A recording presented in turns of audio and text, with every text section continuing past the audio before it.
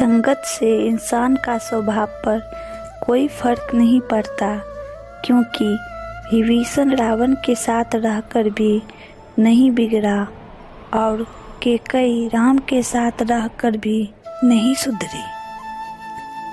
कोई भी कारण हो, कोई भी बात हो, चिढ़ो मत, गुस्सा मत करो, जोर से मत बोलो, मन शांत रखो, विचार करो, फिर निर्णय लो।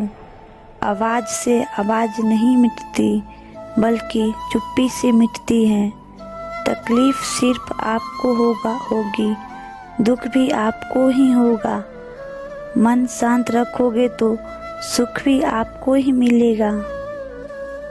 अपनी पीड़ा के लिए संसार को दोष मत दीजिए, अपने मन को समझाओ। तुम्हारा मन का परिवर्तन ही तुम्हारे सुखी का अंत है। जिंदगी के इस रण में खुद ही कृष्ण और खुद ही अर्जुन बनना पड़ता है। रोज अपना ही सारथी बनकर जीवन की महाभारत को लड़ना पड़ता है। अंधेरे में अपनी छाया भी साथ नहीं देती, बुढ़ापा में अपनी काया भी साथ नहीं देती। सारा जीवन दांव पर लगा दिया जिसके लिए अंत समय में वो माया भी साथ नहीं देती। तुम्हारी सबसे बड़ी शक्ति तुम्हारा मन है, इसे तुम जहाँ लगाओगे वहीं लगेगा। गुण 36 नहीं, केवल 4 चाहिए। अच्छा व्यवहार, साफ नियत, नेक दिल और ईमानदार चाहिए।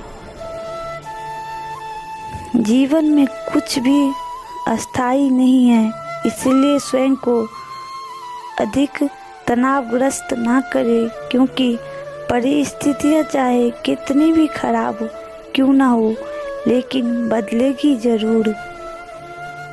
पैसा भले ही शहर में ज़्यादा होगा, सुकून और शांति अभी भी गांव में ही मिलती हैं। सुबह की पहली किरण से आप सभी को राम राम। अच्छे कर्म कीजिए, क्योंकि बुरे कर्म हजारों जन्मों तक पीछा नहीं छोड़ेंगे। सदियां गुजर गई, मगर आज भी कोई माँ बाप अपनी बेटी का नाम कैकेयी और मंत्रा नहीं रखता। बुरे कर्मों के कारण ही होलिका और रावण आज भी जल रहे हैं। जब व्यक्ति किसी के लिए बुरे विचार रखता है या उसे कष्ट पहुंचाने के लिए बुरे कर्म करता है, तो वह उस व्यक्ति के लिए नहीं, स्वयं के लिए कष्टकारी स्थिति उत्पन्न कर रहा होता है। प्रत्येक व्यक्ति को इसी जीवन काल में अपने कर्मों के अनुसार फल मिलता है।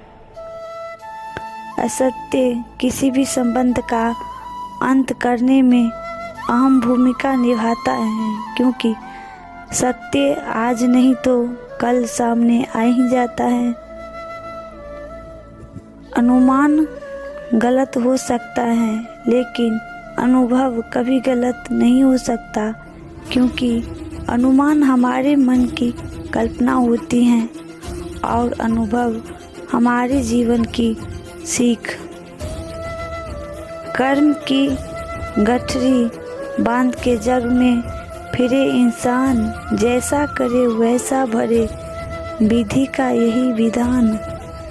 जिंदगी में पीछे देखोगे तो अनुभव मिलेगा, जिंदगी में आगे देखोगे तो आशा मिलेगा, दाएं बाएं देखोगे तो सत्य मिलेगा, लेकिन अपने भीतर देखोगे तो परमात्मा मिलेगा, आत्मविश्वास मिलेगा।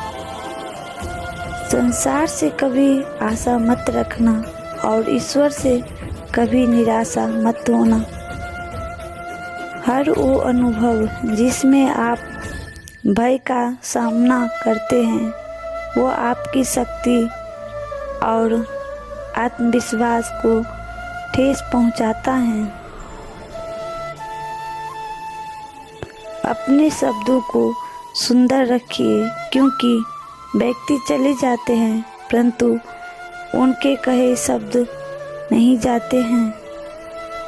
परेशानी आए तो ईमानदार रहे, धन आए तो सरल रहे, अधिकार मिलने पर विनम्र रहे और क्रोध आने पर शांत रहे।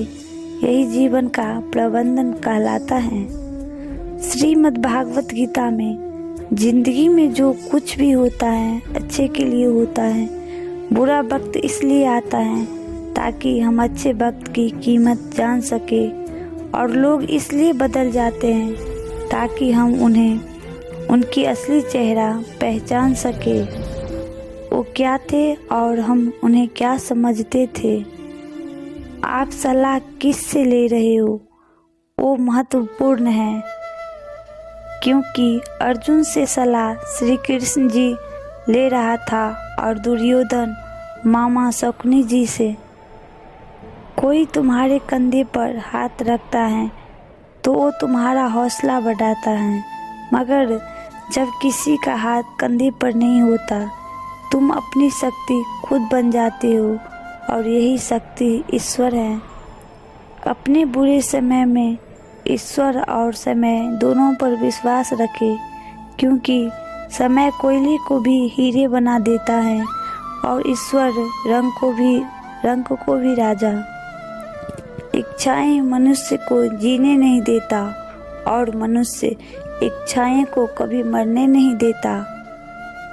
भगवान बिना मांगे सहायता करते हैं, उपाय देते हैं, संग रखते हैं। जो थोड़ा भी भगवान पर भरोसा रखता है उसकी भगवान इतनी रक्षा करते हैं, इतना ध्यान रखते हैं कि वह कह नहीं सकता।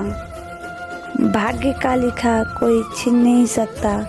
अगर हो विश्वास ऊपर वाले पर, वो मिलेगा जो तुम्हें चाहिए। गांव और शहर में इतना ही फर्क है।